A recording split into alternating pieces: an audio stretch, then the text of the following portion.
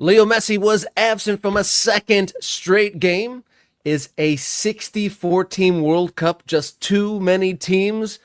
And are MLS roster rules making the league more interesting? That and more on Friday's Morning Kickaround.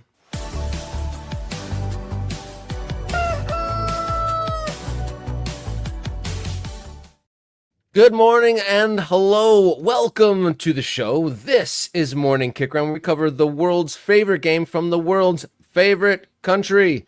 Coming to you live each Monday, Wednesday, and Friday. Every time you say it, you stop me in my tracks because you never know right now if anybody thinks that, Rob. Continue. I'm sorry. My apologies. Yeah, it's like, how far can I get my eyebrow up or my pinky when I say favorite country?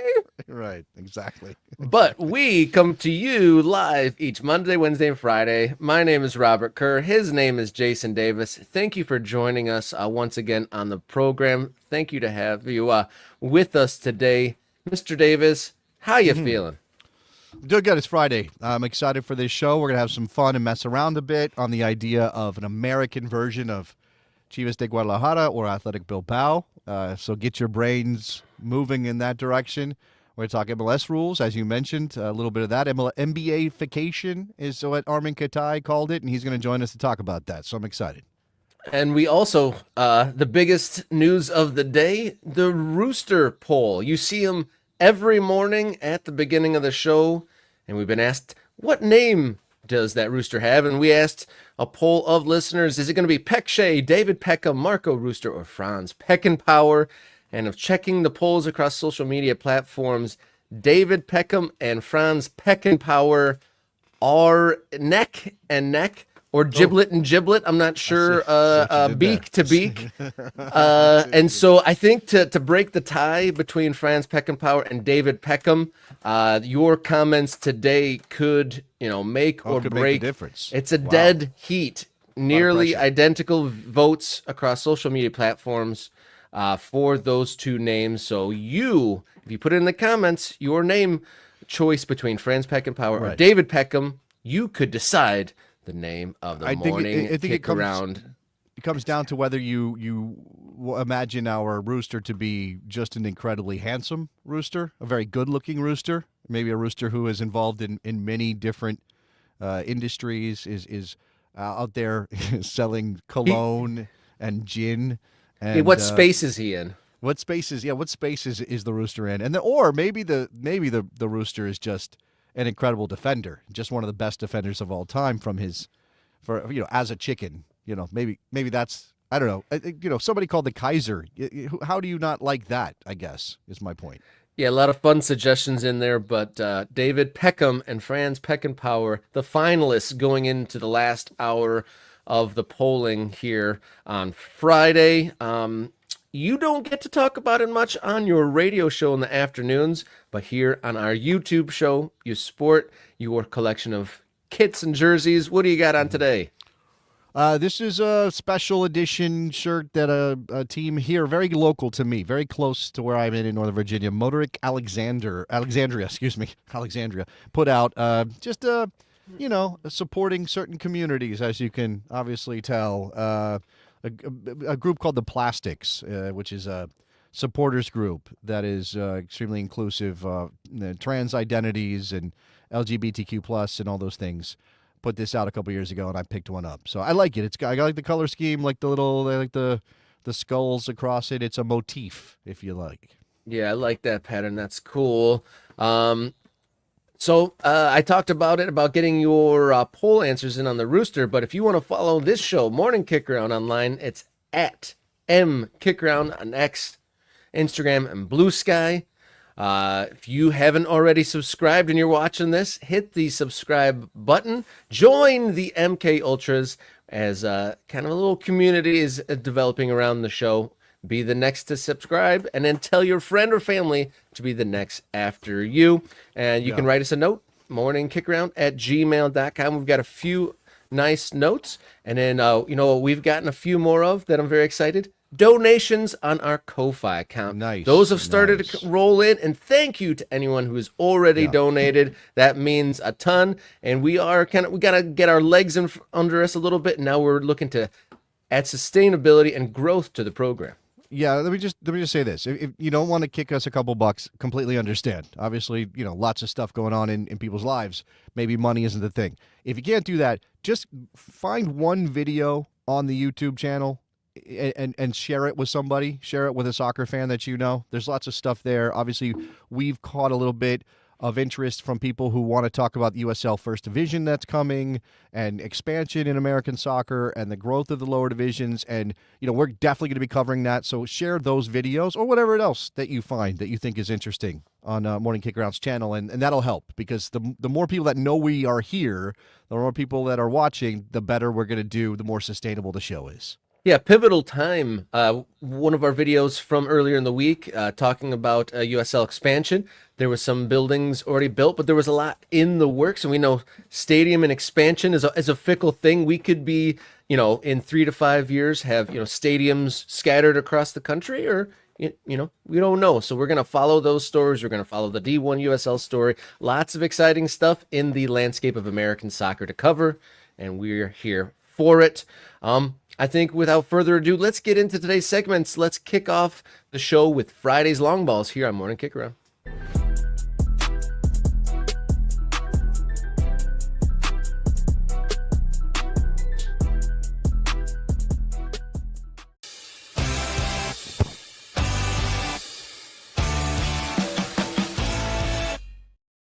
Long balls, our headline segment here on Morning Kickaround for Friday, March 7th. I'm Robert. He's Jason. We had a midweek round of CONCACAF Champions Cup matches. Inter Miami and Jamaican side Cavalier SC battled out to a 2-0 Inter Miami win. But the headline probably came before kickoff when the team sheet came out.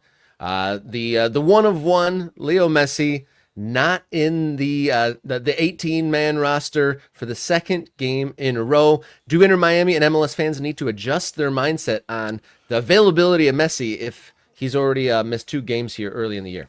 Yeah, I mean, certainly this is not bode well for the idea that Lionel Messi is going to play a ton of games this year. Look, I mean, it's natural. I think you just go, your logical brain tells you a guy at his age with the miles on those legs, he's not going to play every match. He can't possibly, but I think it is because it's so early, right? It doesn't feel like this is something that's coming after a long season or half a season and, he needs a rest. Here's Javier Mascherano talking about Lionel Messi's playing time. As for Leo, I follow what the doctors tell me. The doctors told me that he doesn't have any injuries or scars. He is fatigued after playing 3 games in 6 days. Now, obviously, they had Champions Cup and MLS with Sporting Kansas City and all those things. The changes in weather, and they've gone from cold to hot and all that stuff, there have been a lot of situations. And since we want to take care of him, we don't want to make him feel fatigued, we decided to give him rest, knowing the risks we're facing. Obviously, not having the best player in the world is complicated, but we also have to take a step forward and know how to play without him, which obviously that's how you cover for him not being there. You say, well, we got to learn how to play with, and people will tell you, people who closely watch Inter Miami Major League Soccer will tell you, like, actually, are they better maybe sometimes without Leo on the field? Now, last night, I don't think that's true. They did win 2-0 over Cavalier of Jamaica, but the game did not go as well as Inter Miami would have liked. It was a much tougher match than I think anybody expected when a Jamaican team goes up against a team that's supposed to be one of the best in Major League Soccer. And honestly, we had a theme across the midweek matches in the Champions Cup, Robert, where no MLS team really covered themselves in glory. Inter Miami should be fine with their 2-goal lead going down to Jamaica. I mean, I'm saying that knowing I could be proven wrong, but the rest of the MLS teams, particularly those against Mexican opponents, are really in big trouble. All right, Cincinnati got a 1-1 against Tigres that they needed more from that match if they were going to go down to Mexico and find a way to win. Vancouver got 1-1 against Monterrey. That's not going to be good enough. Seattle didn't score a goal against Cruz Azul, and they have to go to Mexico City. That's not going to be good enough. So nobody in MLS looks great in this competition right now, and I guess for Inter Miami with Lionel Messi out, better this game against that opponent midweek than some big match on the weekend, and we don't know what his status is going to be when Inter Miami is back in Major League Soccer action on Sunday. We're going to get to this weekend's match day 3 Fab Four selections here in a few minutes, but going back to last night, Miami versus Cavalier, I was pretty impressed.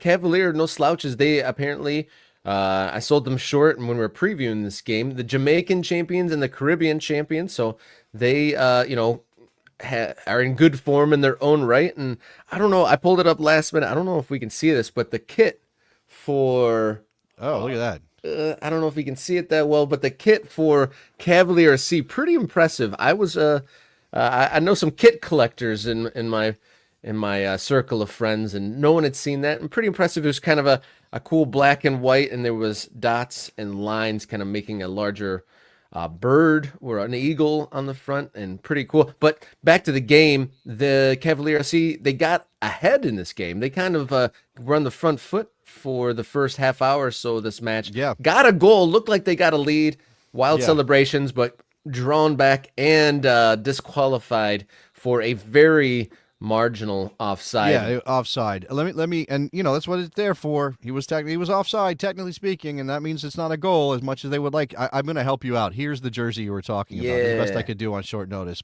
and that's a little blurry, but you can sell like the lines and the dots combine to make the bird. What kind of bird is it? Do we know what kind of bird It looks like is? an eagle to me. That almost looks like a stamp, like a stamper sort Okay. of a graphic. Okay. All right. Yeah, I see what Something you're might saying. get from the post office, like when they post date your Yeah. mail.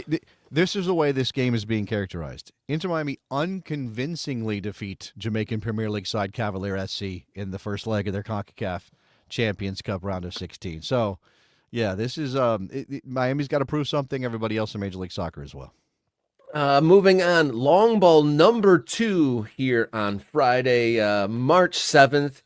On this week's FIFA Council meeting, a FIFA Council member floated a 64-team World Cup 2030 idea.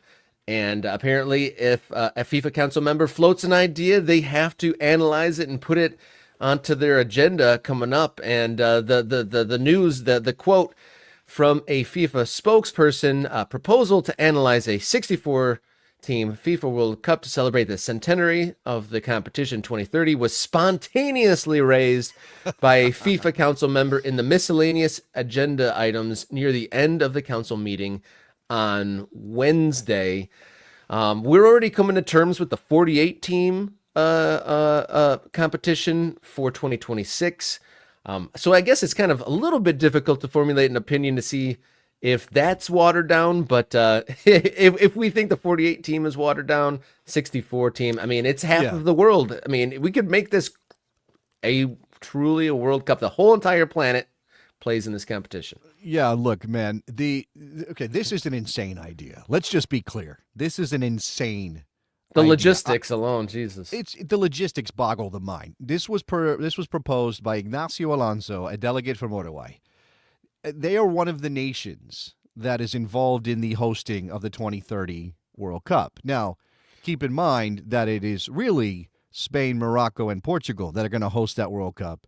But FIFA threw South America a bone with Argentina, Uruguay, and Paraguay getting games because of the centenary, the 1930 World Cup there, and they didn't give the World Cup to them this time, or in 2030 rather. So they're saying, "Oh, we'll give you some games," and it seems pretty clear, like whether or not Gianni Infantino's behind this, whether he is the architect, the puppet master, making Ignacio Alonso do things, I don't know. That's where my brain goes because I think of Gianni Infantino as a Bond villain. Like he's got a white cat, he's stroking it, he's sitting in the chair, he's got a giant screen with all the dots and all the money that's coming in from around the world. I think that's very possible. But this also could just be a guy from Uruguay thinks we need more games. We want more games. We want more of the World Cup in our part of the world because we deserve it, because we hosted the first one. Uruguay won the first World Cup in 1930.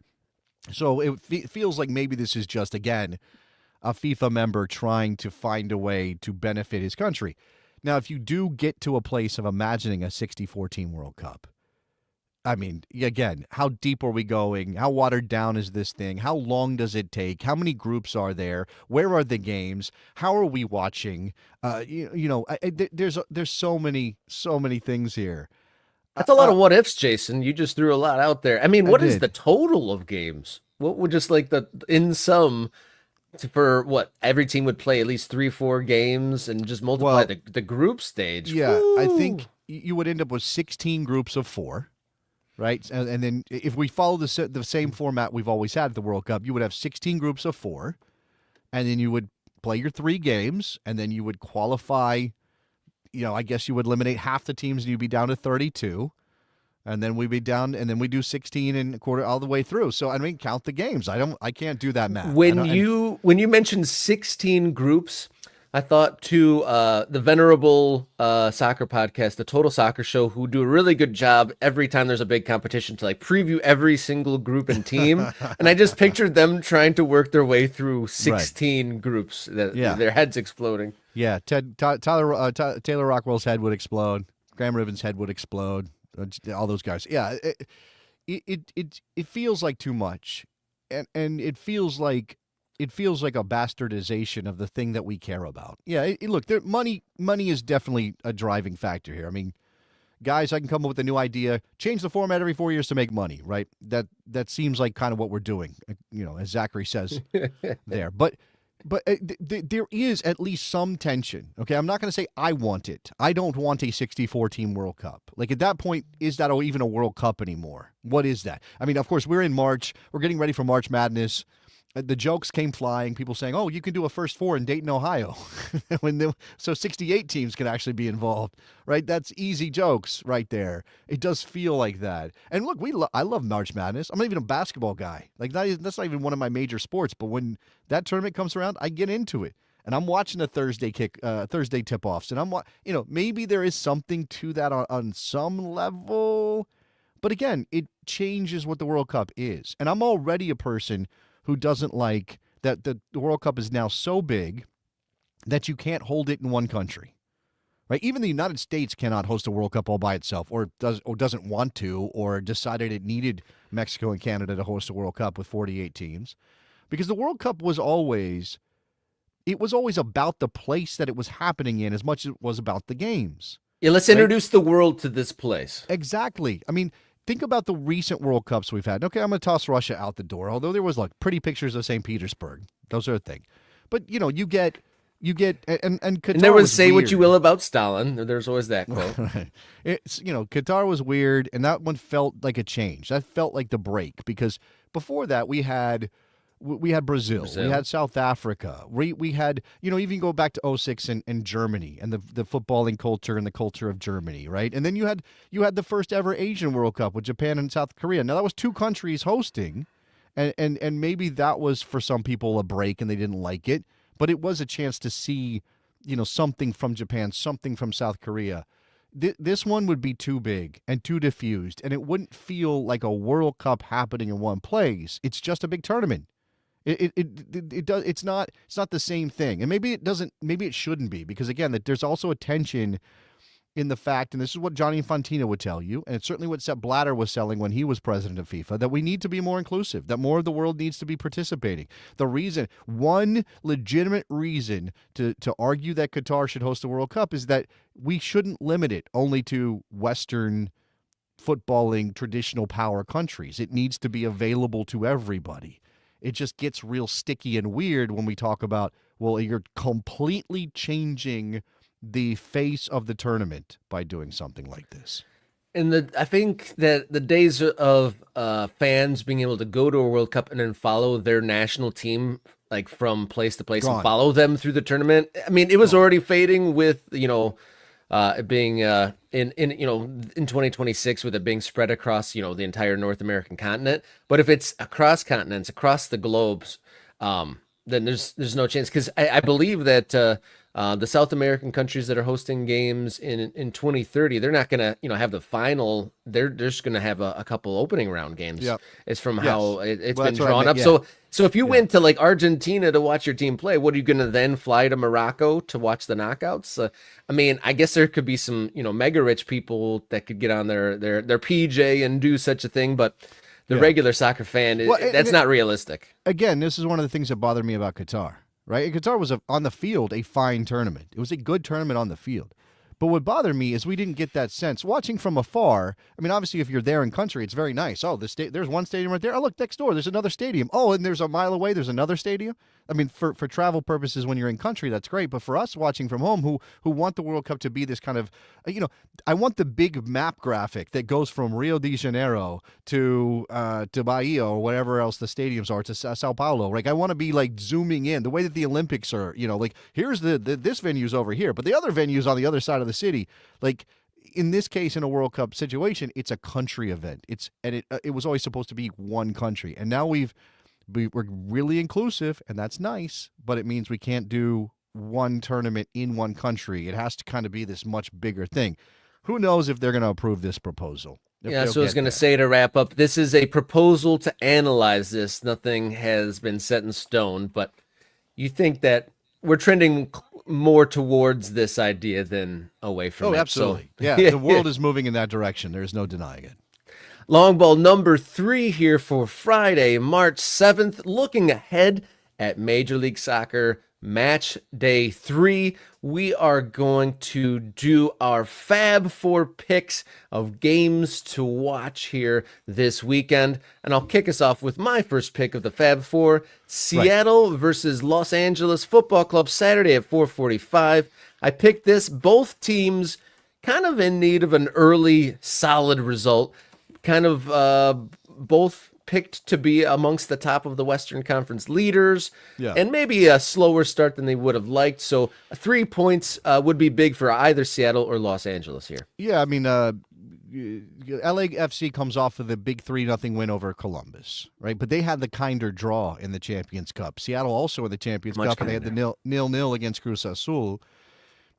And that was not vintage. They also had the beating that they took, or I mean, relatively speaking, they lost to Real Salt Lake 2-0 in a game that, what felt odd, right? It didn't feel like a game that fit any of our preconceived notions, and obviously that's what MLS does.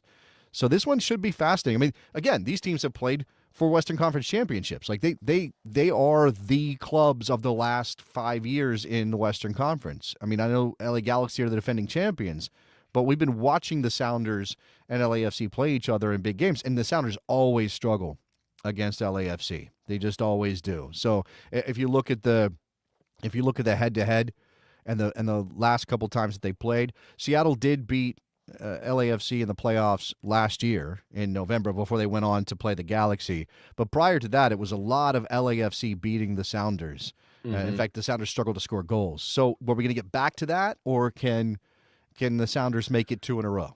The narrative makers out there already starting to put the French forward for LAFC. His name is Olivier Giroud, kind of painting him in the maybe he's borderline. He's teetering on the edge of a bust here. Do you think? Oh, we're going to say that? All right, Sacré Bleu. He's teetering on bust territory, and some calling for Jeremy Bobasi to just be the stamped-in starter there. Do you think that how many goals does Giroud have to score here in the next game or two to silence those words? Yeah, no, he's already. It's already questionable whether he's the right guy. I think Bobasi, he scored on the opening weekend. He's obviously a very good player who has kind of been under the radar. I mean, there was a moment when Obobasi looked like he might end up being a national teamer.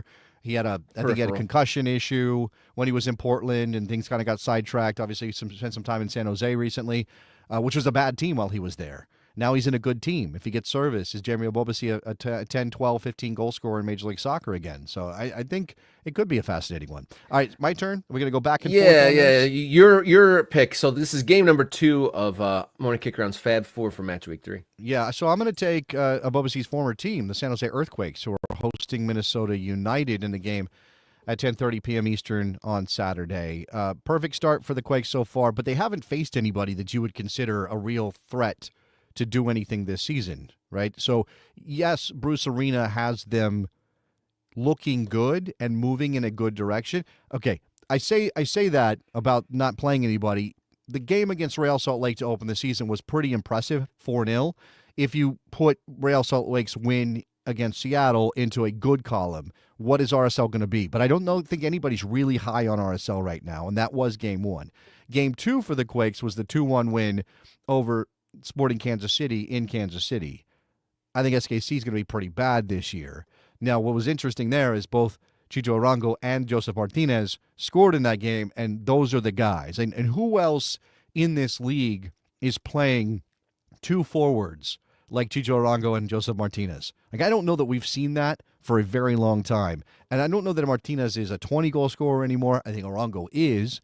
But I'm a big fan of Christian Espinosa for St. Louis. I'm sorry, for San Jose. So I think, this is, and then obviously Minnesota. I think Minnesota is a well-rounded team. They have a loss against LAFC and a win over Montreal on their record so far this season. So it is 3 points to start the year. They go on the road to San Jose. Can they get something done? I think that one's an interesting one for me. Will Bruce Arena march on and take this San Jose Earthquakes team to a complete makeover and become a positive and winning team in the league? We shall see. Match week 3. My second pick, third game in the morning kick round, Fab Four. Atlanta hosting the New York Red Bulls Saturday at 7:30. Both teams coming into this game 1-1. Atlanta won the home opener, then fell on the road to Charlotte, who is making some waves here early in the season. Hosting New York Red Bulls have the same record. Atlanta, they looked very fun, and their home opener, they had that crowd in a rollicking atmosphere on opening week. So it'll be a fun one to tune into. Will the new signings for Atlanta continue their good start when they were at home? They were a little quiet in Charlotte. Which team will come out and will Choupo-Moting, show some DP value on Saturday night? Yeah, that's this is going to be an interesting matchup of teams that added big name pieces. Latte Lath, not a big name necessarily, but obviously big a money big spend. Yeah, and then you have Choupo-Moting on the other side. Although everybody knows the guy for the Red Bulls that needs to be good for them to win is Emil Forsberg, and he had a nice goal already this year. Yeah, that was exactly why you sign a player like Emil Forsberg, because he can hit that kind of shot from that angle, just, a little bit of space and a curler, far post. Those things are lovely to see. I think that, the Red Bulls are all about that press, that intensity, that energy.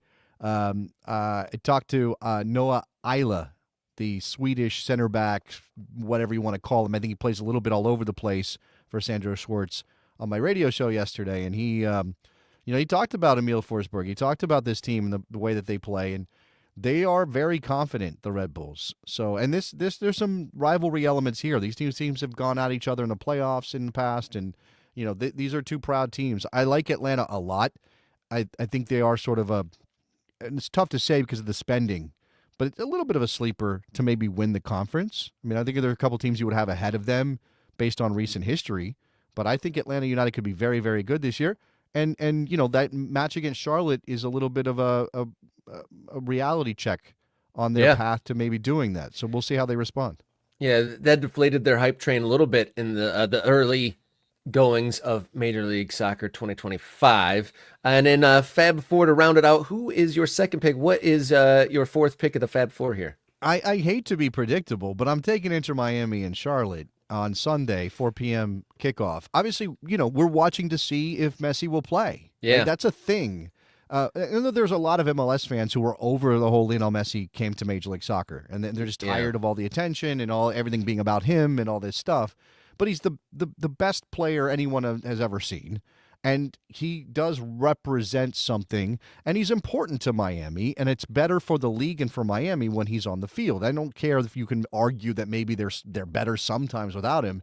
They would much rather have him, and so we're going to find out if Mascherano puts him in the lineup right after missing out on a couple of games.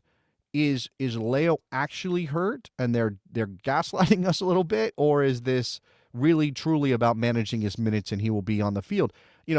Charlotte, how do they prepare for Leo or no Leo? That's interesting. Dean Smith, do they have a way of playing that they are so confident in that they just bring it to Fort Lauderdale and it doesn't matter if Leo's on the field? Obviously, you're going to have to account for him if he's there. So that's a thing. And of course, again, Wilfred Zaha is something Charlotte's never had before, a truly game-changing player. And they have been defensively competent. They have been in the hunt for playoffs. I mean, they've made the playoffs. They've put together a solid team. They kind of did it quietly, and then they're like, okay, let's add Wilfred Zaha. And now he could be taking them to the next level.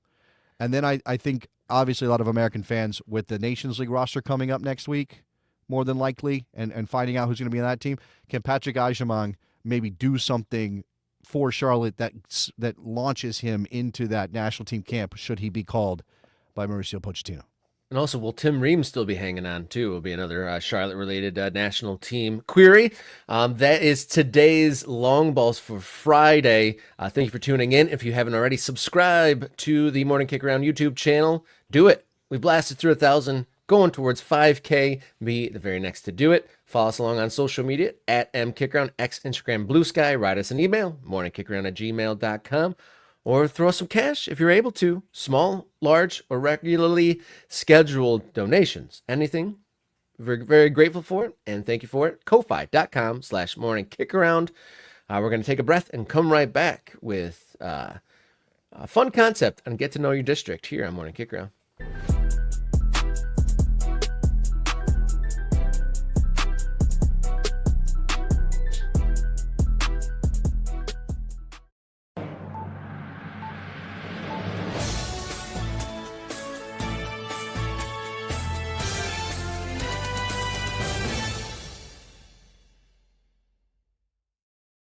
Get to know your district here on Morning Kickaround. I'm Robert. He's Jason, coming to you with a fun question here on Friday morning.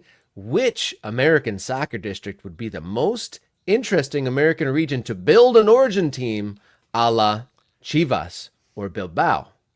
You can compare this to maybe the State of Origin rugby series in Australia or the Gaelic Games in Ireland, where you get to represent a team that would be from players from your region of the country.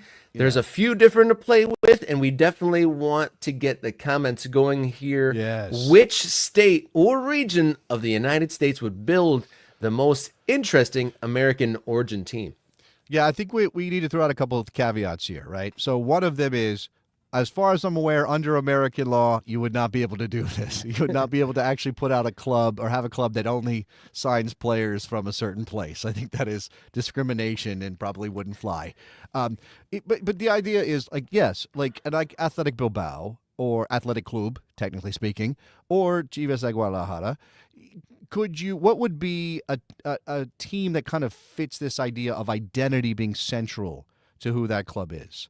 And, sometimes American soccer fans like to play this game of which state would have the best team if we did a state of origin, like the rugby series you mentioned in Australia. Like if we had a New Jersey sort of national team or a California national team or whatever, who would win, right? People love that. And that's out there, and you can find it all over the internet. I think American soccer Reddits are like half that at this point in history. But I thought, hey, let's extrapolate that out a little bit more.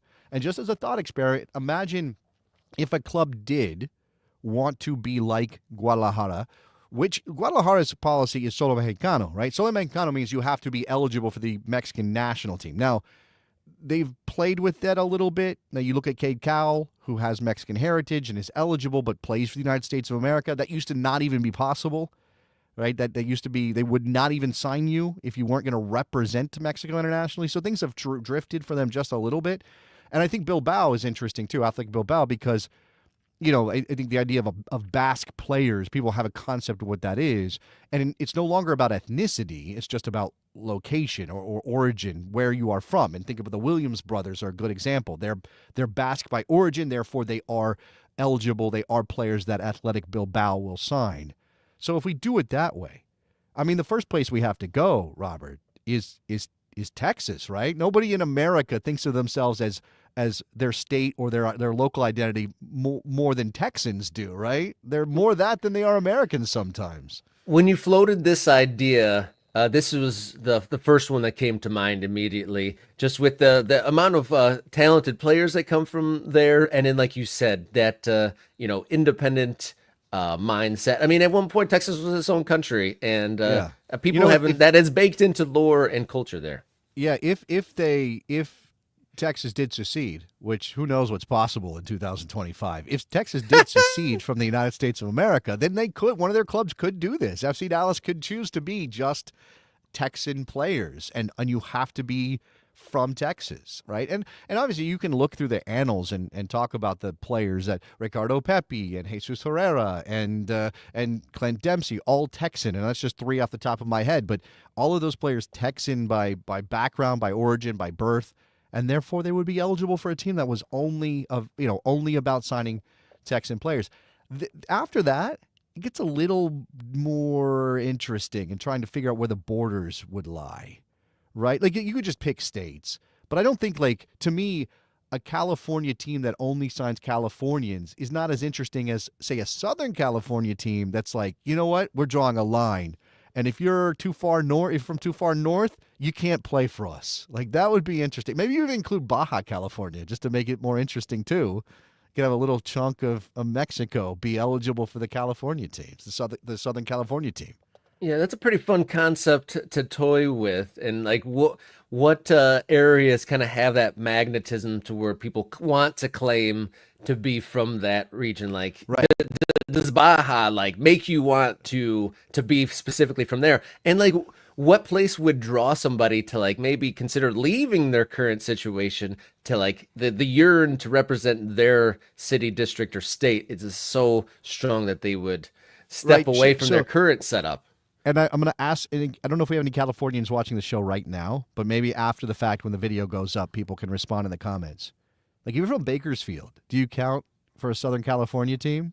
Like, I'm not Californian. I technically am. I was born in Sacramento, even though I've not lived there at any other point in my life, except for the 2 months I was there when I was born. I don't know if I would be eligible for California, any team. Maybe the NorCal team, but not the SoCal team, I guess. Is what my situation would be, right? So again, where's the line?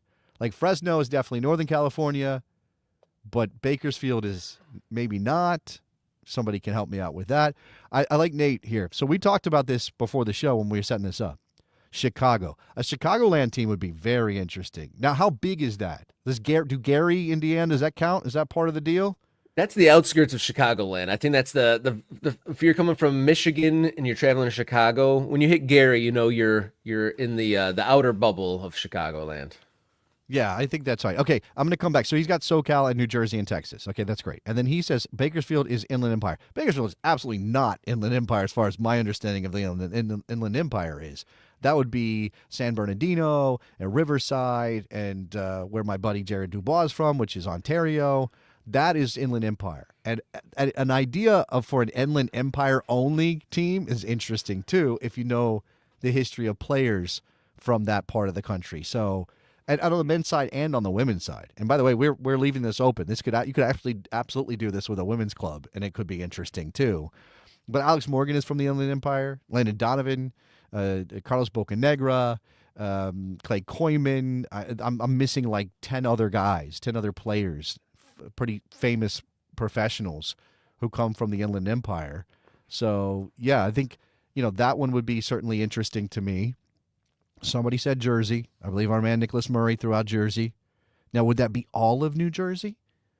Or would it be North Jersey, South Jersey? You got Oh, we're Jersey getting that granular there. Well, I'm just wondering, because if a team came in and said, we're a Philly team, right? See, this is the thing about the Philadelphia Union. Now, they have players from all over the world and players from other parts of the country, but they're very proud to have their academy products from the Philadelphia Union Academy.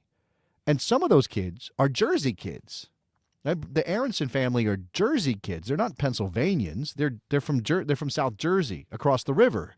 So if you were like, oh, the Philadelphia identity is what we want to bring to this club, then if you are from the suburbs across the river in New Jersey, are you still Philly? Like, do you still count for this? Right? You know what I'm saying? It's very interesting to think about, because somebody like Carly Lloyd. Carly Lloyd is from New Jersey, but she's not a New York sports person. She's a Philadelphia sports person. Yeah. We'd have to really narrow it down to see, is it where you're from or where you're at, sort of just a question. Draw a big circle. I mean, obviously you could do this with radius, right? There's a point that you decide is the center of your circle, and you draw a big circle. This is obviously how MLS teams were doing, or still are, I guess, in terms of academy players and who they can bring into their academy. You have a catchment area. I guess you could be as specific as that. But again, I think it's more about identity than anything else. And for Chivas, you have to be you don't have to be born in Mexico. You just have to be eligible for the Mexican national team. But for Athletic Club, for Bilbao, you have to be from the Basque Country. You can't. I don't know. I actually have not looked at their squad list recently to see if are there any players who are born outside of the Basque Country. And obviously, we don't have to just do it based on what Bilbao does. But if you are you have to find some way to make a rule, right? The rule is you have to be born in the Chicagoland area, even if you didn't grow up in Chicago or the nearby towns. Like, oh, that still gets you in? Or maybe you were born somewhere else and you grew up in Chicago. Does that make it more fitting for this? Producer Jenny, throwing in some other regions to consider and maybe some notable players. Perhaps a New England squad with Diego Fagundes on the women's side, the M.I.A sisters, Parkhurst. Okay, Great Lakes, sure. we got Alexi Lala, Steve Clark, Brad Guzan, Michael Bradley, Brian McBride, DeMarcus Beasley, Jesse Marsh. So some folks coming out of the Great Lakes area. That could be very broad. But this is what I'm saying. Okay, so maybe the rule is if you say "ope" on a regular basis, you are eligible for this team. Is that that's a great way to narrow it down. That's a perfect way to nail it down. It just classifies the general area.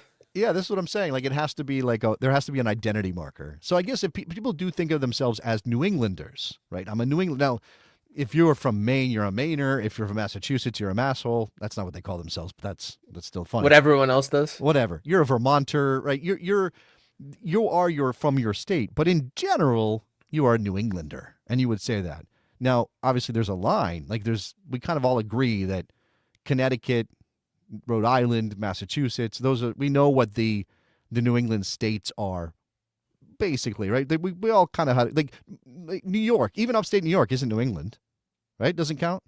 Do we agree on that? Does upstate New York count as New England? Well, I asked you a naive question before we started the show, so I don't know if I'm qualified to answer that. But your expertise stops with the Midwest. Apparently, that's where your expertise ends.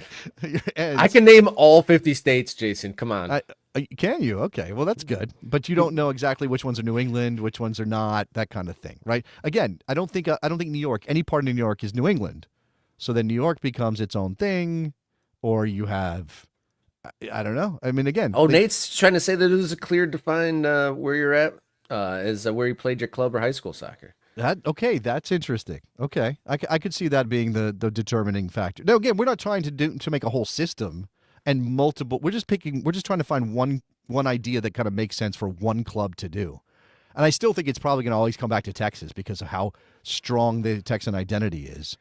But there are some places where it's like, okay, I'm this thing, and then maybe that thing feeds into the club's identity, a la Chivas or Bilbao. All right, to put a final stamp on this hypothetical, which area could form a team and compete in the MLS? So that's SoCal, right? Depending on how wide an area we're talking about. Like if it's Los Angeles and Inland Empire, and then obviously up in the Valley and all that stuff. If you take all that, that's definitely a team that compete. I think all of New Jersey could put a team that compete. Wow, now I'm thinking about it. How would they fare? Probably be last place, right? They'd probably be last place, whoever we're talking about here. I mean, you look at the names that hail from Texas. If it's Texas only, I think they could hang. I really do. That right now in this, okay, well, but so that's the thing though. Obviously, not every Basque player plays for Bilbao, and not all the best Basque players play for Bilbao. They have a lot of them, and they're having a good season, and they obviously can compete, and they have this baked into their identity.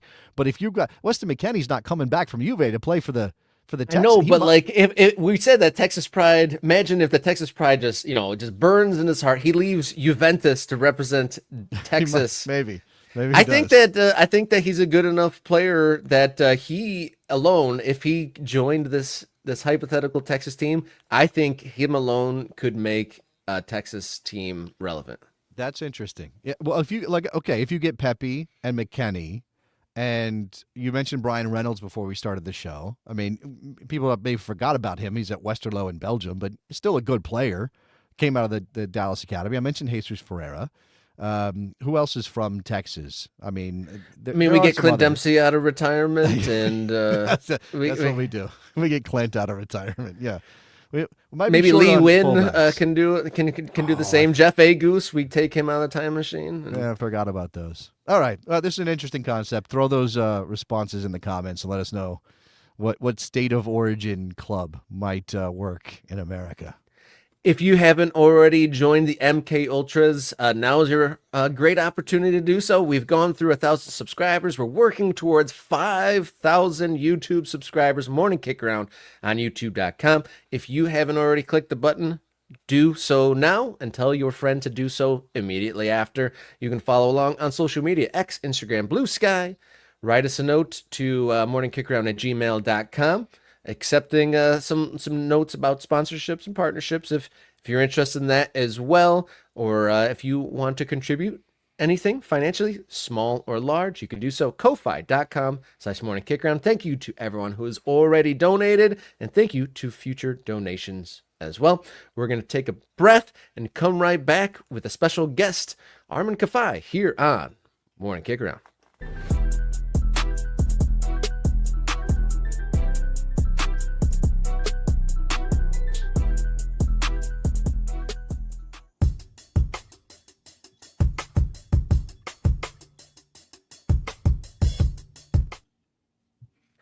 Good morning. This is Morning Kickaround, and this is the big question here on Friday. And we're asking, are MLS roster rules making the league more interesting? You may know him from his Substack Football Analytics or his work at Backfield and Hex Podcast. Morning Kickaround is happy to welcome forecast analyst Arman Kafai to the program. Good morning, sir. How are you? I'm doing good. I'm rocking my Portland Heart of Maine jersey, even though I haven't been to both Portland, Oregon or Portland, Maine.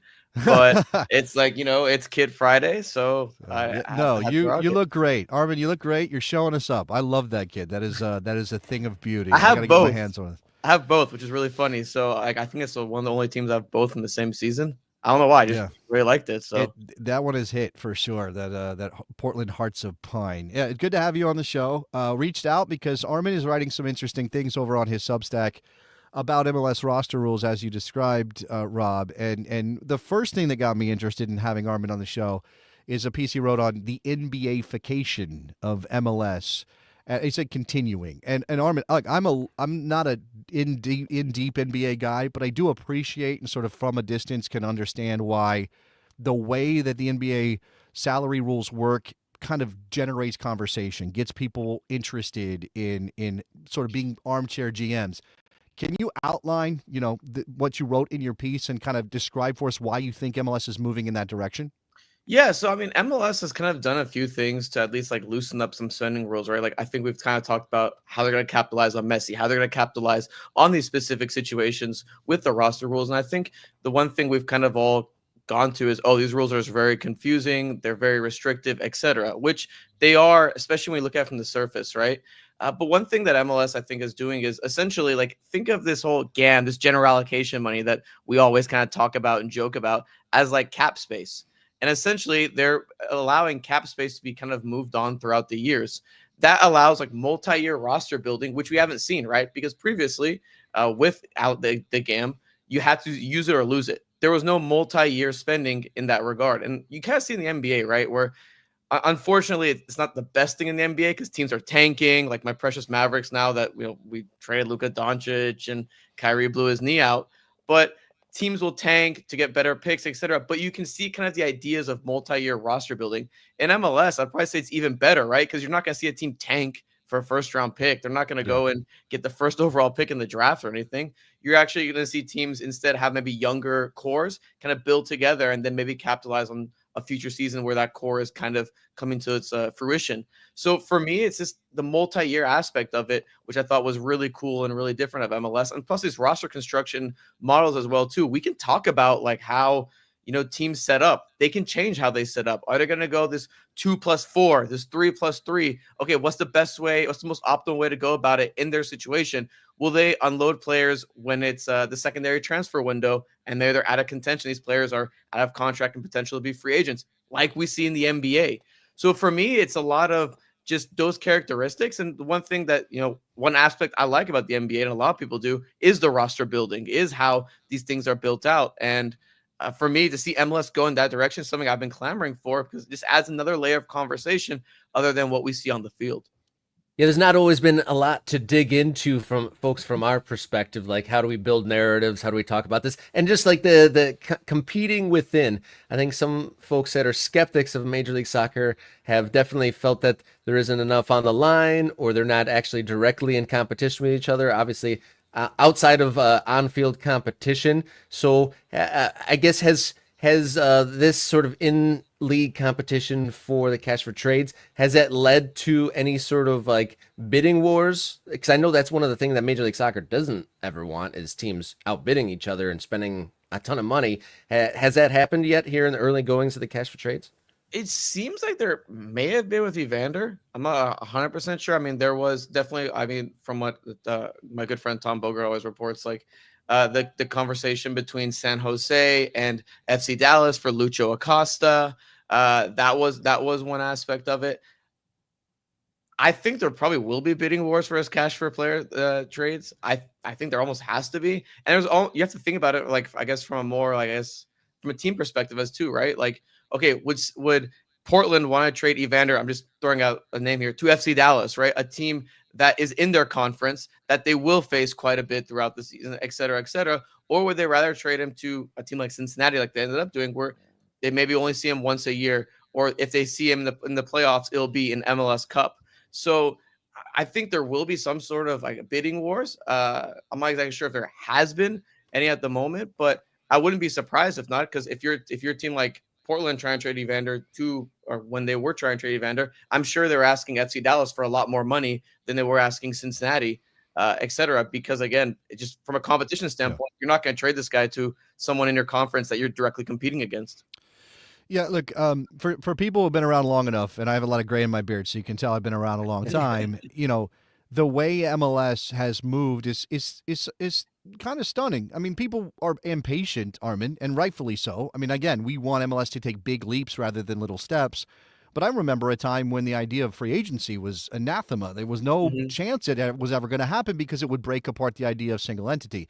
Now, MLS obviously feels comfortable enough with their single entity legally to move in this direction with inter-club competition, as Robert described it. But during that stretch when we were watching the league not allow any competition and we were watching the budget rules kind of turn into this complicated Byzantine mess, a lot of us would say, get rid of all this. It makes it too difficult for fans to engage with the league when you're saying, well, what kind of allocation money do I have, and how many player slots can, and why does that team have a claim on a player they never even made an offer to? Things like that. Strip it all away. Do the same thing as the rest of the world does, which is just basically go out and pay money to buy players and bring them in. And what you're saying is that you think there's actually value as in terms of building narratives and selling the league in having a, not necessarily overly complicated, but having a system like this that is kind of like the NBA, because it'll bring engagement. Do you see that? Do you hear people say, like, I'm more interested now? Do you think that's really something the league can sell? Because clearly they're not going to drop salary budgets and just allow teams to spend whatever they want. Right. I kind of see it with some of the conversations I've been having with people randomly, like, oh, wow, Miami, because MLS is publicly releasing the GAM numbers. They released it in December. And people are like, oh, wow, Miami actually has X amount of allocation money or something. That's very interesting. What moves can they make? Oh, these slots are open. What moves can they make? I think Seattle has 3 U22 initiative spots open. Are they going to promote Obed Vargas to that position, or are they going to bring in players from other leagues? We've seen kind of the conversation. I wrote about it, I think, this week on my newsletter about the U22 slots and how they're best optimally used. We didn't know how many spots were being used on each team until last year in 2024, and MLS released their roster profiles. I think you can build narratives, and also it kind of strips away like the cheap narratives, right? Like, okay, like for example, in 2023, like this is before the whole or after the whole Blasma tweet thing of Miami, everyone's like, oh, Miami's cheating. No way they can afford this roster, whatever. This is impossible or anything. Actually, like they have a staff, they have a group that has helped them get to this point, and now we publicly can see how they got to this point. They can kind of show their work. I still think there are, Jason, some rules that are a little kind of confusing and whatnot. And for me, I think there needs to be like, for example, like this whole TAM, target allocation money, like get rid of it. Get rid of it. Just make it all GAM, make it all cap space, and go from there. Well, let me kind of like build on that a little bit, because again, you're an NBA guy, so you come at this kind of from that perspective of, okay, the NBA uses these rules. I think they're interesting. They make playing armchair GM fun, right? But there are lots of soccer fans who are only soccer fans, or who see see Major League Soccer through the prism of what other leagues and other places are doing. Do you think soccer fans are amenable to this kind of thing, or are soccer fans a different kind of sports fan who would just love it to be stripped down and be just spend dollars? I think the non-American sports fan, I think, is going to be extremely confused by this whole concept. And I think, although we are seeing in Europe, like with some of the cash flow rules and whatnot, and especially like La Liga, right, where they have like salary caps like being implemented. So I think the European fan will be very kind of confused by it, or I guess the non-American. But I think the American soccer fan will understand it because of, if they follow other leagues, the salary cap mechanisms are in other leagues, right? NFL, every league we know has a salary cap thing except for MLB. And I think when it comes to that, I think I think it'll be a little bit easier to understand. I still think it won't be as clear and as like obvious as maybe another group. But yeah. I think for me, it's tough, Jason. I completely get what you're saying, because you're right. There is no cap, even though I think Europe is starting to go in that direction of a salary cap and whatnot. Yeah, laying that over the top of what they historically have done is going to be difficult. That's an adjustment for people, and you know, people understand the point of like PLS, which is not the same thing exactly as what we're talking about, but it's hard to kind of follow all the intricacies of it. And obviously, PLS is a little less transparent, a little bit more opaque. Before we run out of time with you, Armen, I do want to ask you about another piece on your Substack, which is about the U22 initiative and how clubs are approaching their signings. Outline for us a little bit, you know, your thoughts about approach here, because you identify, you know, some clubs are looking outside the league, and maybe you go and you bring in a young player who's got all this upside, but what tends to happen, or what seems to be a regular trend, is those players aren't breaking into lineups and contributing a lot. Meanwhile, some other clubs are thinking, let's go get some proven MLS players and bring them in as U22 initiative players and give ourselves a little bit more room when it comes to the cap. My favorite thing about the U22 initiative rule, guys, is that you can be on this until the year you turn 26. So that's how the Galaxy took advantage of it, utilized the rule to have Dejan Joveljic as a $200K cap hit, even though they paid multi-million-dollar transfer fee, for him. His budget charge should have been a lot more, but he only hit the cap at $200K until the year he turned 26, which was the 2025 season. That's why they had to trade him to Sporting Kansas City. Look, I really like the U22 initiative in theory. I think in theory, in a perfect world, you can spend as much as you want on the transfer fee as long as they fall between a certain amount on their salary below the max budget charge. And then from there, you can use it as almost a discretionary spot of sorts. The problem is you don't have that much data on a lot of players that are young, right? Like if you're like 20, 21, like you don't have that much data on them. You're kind of just throwing a dart and seeing if it's going to hit. I mean, look at the latest, I don't know if you've ever seen Dallas, but Dallas's $4 million signing of Kaique, the center mid from Gremio. He has one first-time appearance with Gremio. If you look at the data on him, there's not much about it. That's a risk. It's going to be an inherent risk. But if you look at how Colorado has been building their U22s, they got Ted Pietro, they got Josh Atencio, they have Cole Bassett, who they brought back. These guys have established data. They have numbers that you can see, and you can take a much better educated guess on these guys. Or a guy like Brian Gutierrez from the Fire. Like, you know how this guy's going to be off the field. You saw him grow in the academy. He's played with you in the first team as well. And now you're going to promote him by giving him a U22 deal. For me, I see like the domestic player has been utilized in the way that I think it should have been, because a lot of teams kind of see this as, oh, we'll spend whatever and, you know, get whatever U22 player and we'll see what happens. And if he hits, he's going to be amazing. We'll sell him for whatever and call it a day. But for me, guys, from a competitive standpoint, what players are going to make the most impact? Is it going to be immediately? Is it going to be a 19 or 20-year-old that's coming in potentially from a different country, having to learn the language, having to acclimate? That's a really tall ask a player. And then you slap on a multi-million-dollar transfer fee. There's going to be expectations, right? Should there be? I mean, that's a whole other discussion, but there is going to be expectations from fans, from ownership, from a coaching staff. Okay, this guy can compete. Why not make that educated guess, not for all the slots, but why not make the educated guess for maybe 2 of the spots or 3 of the spots or 1 of the spots even? Like, it just, to me, like, the way it's being utilized, like, I just don't think it's been being done in the exact best way, because again, it's just dart throws. And some of them hit. Look at Miami. Miami's been, I think, hitting almost every single one. Diego Gomez's sale to Brighton. That's an amazing hit. I mean, the Galaxy hit after years with Dejan Joveljic. I mean, keep in mind, they got him, I think, 2021, and he was able to be on the U22 deal until this 2025 season. So it can take time, but for immediate results, I really like what Colorado's doing in acquiring proven players to come slot into their lineup, like a Tensio, like QB Pietro. Yeah, that Joveljic deal might be one folks like yourself look back on as a real unicorn, with utilizing that U22 advantage to the most, and then being the first in-league cash trade.